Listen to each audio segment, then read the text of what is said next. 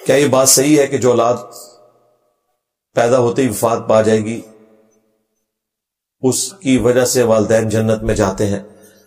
اللہ تعالیٰ جب بھی کسی کو تکلیف دیتا ہے نا، اس کے عوض اللہ تعالیٰ اس کے گناہوں کو معاف فرما دیتا ہے. یہ جنرل رول ہے، بخاری مسلم دونوں میں حدیث ہے.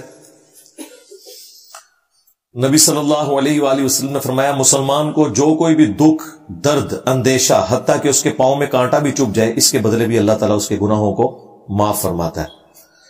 صحیح بخاری میں حدیث ہے اللہ تعالیٰ جس کے ساتھ بھلائی کا ارادہ فرماتا ہے تو اسے کسی تکلیف میں مبتلا کر دیتا ہے. صحیح بخاری میں ایک اور حدیث ہے، نبی صلی اللہ علیہ وآلہ وسلم نے فرمایا کہ جو شخص دنیا میں کسی نعمت سے محروم ہو جائے، اور اسپیسیفکلی آنکھ کے حوالے سے ہوا کہ اللہ تعالیٰ فرماتا ہے میں اپنے جس بندے سے آنکھ کی نعمت لے لوں تو اس کی جزا میرے ہاں جنت کے سوا کچھ نہیں. اسی طریقے سے صحیح بخاری میں ایک حدیث ہے کہ اگر کوئی شخص بیماری کی وجہ سے اپنی نفلی عبادات میں کوتاہی کا شکار ہو جائے، فرض میں نہیں، فرض کی تو کوئی چھٹی نہیں، وہ تو بخاری میں حدیث ہے نماز کھڑے ہو کے نہیں پڑھ سکتے، بیٹھ کے پڑھو، بیٹھ کے نہیں پڑھ سکتے، لیٹ کے اشاروں سے پڑھ لو، نماز تو آپ نے پڑھنی ہے جو نفلی عبادات ہے. تو اللہ تعالیٰ فرشتوں سے فرماتا ہے کہ اگر میں اس شخص کو دوبارہ سے ویسی صحت دوں تو کیا یہ وہی کام کرے گا؟ تو فرشتے کہتے ہیں کرے گا. تو اللہ تعالیٰ فرماتا ہے تو اس کے لیے پھر تم وہی عمل لکھتے رہو جو یہ پہلے کیا کرتا تھا، کیونکہ تکلیف تو میں نے اس کو دی ہے. اس طریقے سے جس کی اولاد بچپن میں فوت ہو جائے یا امیچور قسم کی پریگننسی ضائع ہو جائے، یہ تمام کی تمام چیزیں قیامت کے دن شفاعت کا ذریعہ ہے. اسی لیے آپ دیکھیں جو نابالغ بچے کی میت کی دعا ہے اس میں الفاظ موجود ہیں کہ اس کو ہمارے لیے شافع بنا، تو اللہ تعالیٰ ذریعہ بنائے گا انشاءاللہ. جماعت کے ساتھ اگر نماز رہ جائے تو اسے گھر میں ادا کر سکتے ہیں، جائز ہے، لیکن مرد کے لیے جماعت کے ساتھ نماز ضروری ہے. مسجد میں جانے کا فائدہ یہ ہوتا ہے کہ شاید کسی اور کی بھی جماعت رہ گئی ہو اور وہ آپ کو مل جائے تو آپ اس کے ساتھ جماعت قائم کر لیں گے. لیکن اگر آپ کو یقین ہے کہ اب تو اتنا لیٹ ہو چکا ہے کہ اس وقت مسجد میں بھی کوئی نہیں ہوگا، اور عموماً مساجد کو تالا بھی لگا دیا جاتا ہے، تو جب نماز رہ گئی تو گھر بھی پڑھی جا سکتی ہے، جائز ہے، لیکن اس کی روٹین نہیں بنائی جا سکتی. بخاری مسلم میں حدیث ہے جو لوگ نماز مسجد میں مرد ادا نہیں کرتے، اگر مجھے عورتوں اور بچوں کا خیال نہ ہوتا تو میں ایسے لوگوں کے گھروں کو آگ لگا دیتا اگر مجھے بچوں اور عورتوں کا خیال نہ ہوتا. تو اتنی سختی ہے مرد کے لیے. رسول اللہ کا تبلیغ کا طریقہ کیا تھا صلی اللہ علیہ وآلہ وسلم؟ وہ تو طریقہ ایسا ہے کہ جس کو اکثر یہ چھوڑے بیٹھی ہے، قرآن کے ذریعے. وَأُوحِيَ إِلَيَّ هَذَا الْقُرْآنُ لِأُنذِرَكُم بِهِ وَمَن بَلَغَ. اے نبی تم فرماؤ یہ قرآن اس لیے مجھے وحی کیا گیا اس کے ذریعے میں تمہیں ڈر سنا دوں اور جس تک یہ کتاب پہنچ جائے. طریقہ انسٹرومنٹ آف دعوت تو قرآن تھا. طریقہ پھر پرسن ٹو پرسن ویری کرتا ہے.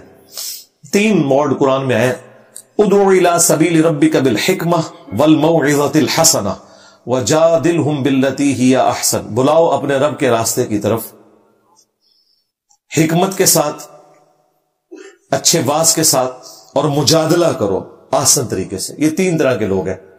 کچھ لوگوں کو حکمت کی بات سجھائی دے گی، وہ بات سمجھ لیں گے. بعض لوگ اچھا بات سن کے، اور بعض لوگ جو بکے ہوئے ہوتے ہیں اپنے فرقوں کے ہاتھوں، یا وہ لوگ کہ جو اتنے الجھ چکے ہوتے ہیں ان کے ساتھ پھر مجادلہ کرنا پڑتا ہے، ترکی بترکی ان کو جواب دینا پڑتا ہے. یعنی کہ جب وہ چشتی رسول اللہ کا دفاع کر رہے ہو تو آپ تھانوی رسول اللہ سامنے رکھیں تو فوراً کفر کہیں گے، نہ علی پھر چپیڑ مار دو انہوں نے، لو سامو. ہاں اے کرتے اسے کہتے ہیں جادلہم باللتی ہی احسن. اور پھر مجادلہ پھر ظاہر ہے وہ ترکی و ترکی جواب میں ہوگا. ہاں یہ ذہن میں رکھیے گا، وہ غامدی سٹائل میں نہیں ہوگا، وہ طارق جمی سٹائل میں نہیں ہوگا، وہ حضرت عمر والے سٹائل میں ہوگا.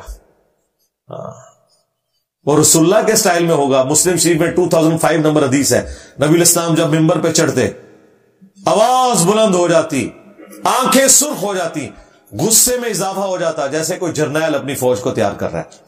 نبی الاسلام کا جو سٹائل ہے نا دعوت کا، صحیح مسلم میں 2005 نمبر حدیث 2005، وہ وہی ہے جس سٹائل میں گفتگو کرتا ہوں یا ہمارے استاد ڈاکٹر سراج صاحب کرتے تھے. اس لیے دنیا میں چینج آتی ہے. ہاں باقی نارمل گفتگو اگر ایک بندہ مجھ سے کرے گا تو ظاہر ہے اس کے ساتھ تو میں اس سٹائل میں تو نہیں بات کر رہا ہوں گا، یہ تو اس کی ریکوائرمنٹ ہے. جعلی بینک سٹیٹمنٹ بنوانے کے لیے جو رقم ادا کرتے ہیں، کیا یہ طریقہ صحیح ہے؟ ثواب کا کام ہے کہ کیا کریں، کڈے بھولے بن کے میرے کو پوچھ رہے ہیں۔ مسلم شریف میں حدیث ہے کہ نیکی جو ہے وہ اچھے اخلاق ہے، اور گناہ وہ جو تیرے دل میں کھٹکے اور تو اس بات سے ڈرے کہ لوگوں کو معلوم نہ پڑ جائے۔ ایک مجلس میں 3 طلاقیں کیا واقع ہو جاتی ہیں؟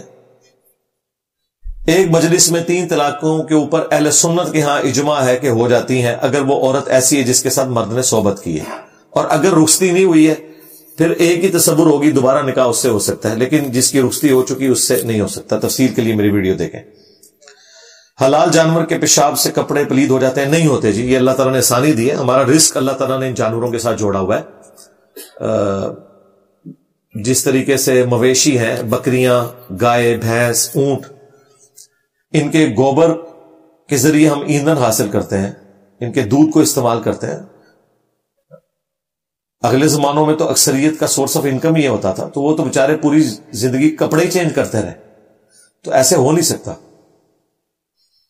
اسی دیکھیں مسلم شریف میں حدیث موجود ہے کہ بکریوں کے باڑے میں بھی نماز درست ہے۔ اب بکریوں کا باڑا وہ تو مینگنیوں سے پر ہوگا، وہاں نماز کیوں درست ہے؟ اس لیے کہ وہ ناپاک نہیں ہے۔ میں یہ نہیں کہہ رہا کہ پاک ہے، ورنہ انہوں نے کہنا کھا لو،